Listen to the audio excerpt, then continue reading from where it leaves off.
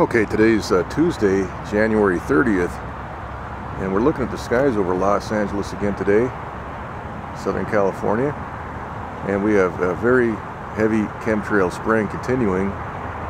Yesterday was the same situation, very heavy spraying because of a tropical moisture field that has moved in from a developing low pressure system just near the Hawaiian Islands, just east of Hawaii. Today we can see that vortex continuing to spin.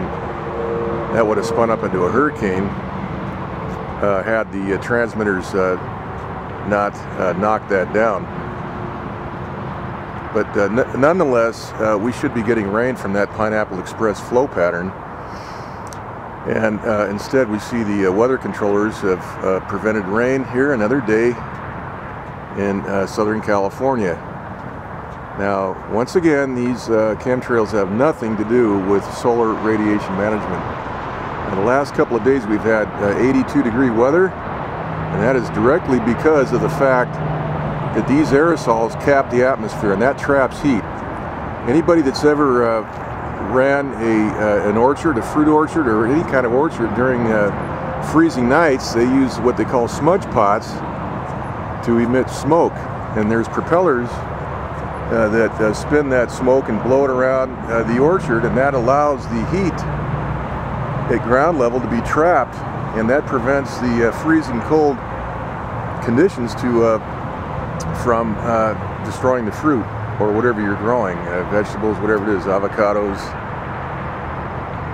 mainly oranges. Citrus is the big problem because once the citrus freezes, that's it, it's over with. So Mr. Wigington's argument is false. It's wrong.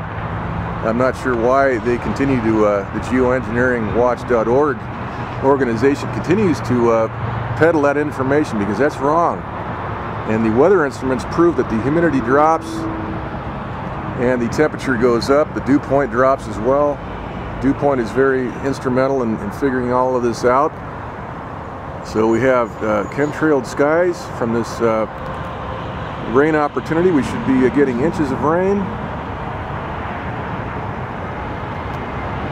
and instead we're getting hot, dry weather. The relative humidity today is about 24%.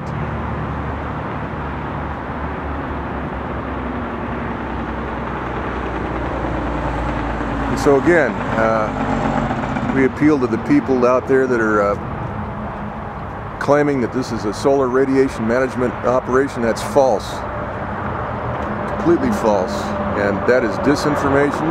It's irresponsible to the people out there that are actually trying to learn and sift through the propaganda, and there's plenty of it.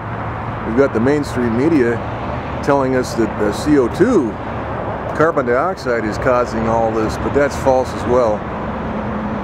But see, all these narratives play together, and that's the problem. So we need to start looking at the instruments, the scientific method, that is, looking at the evidence and trying to disprove that evidence.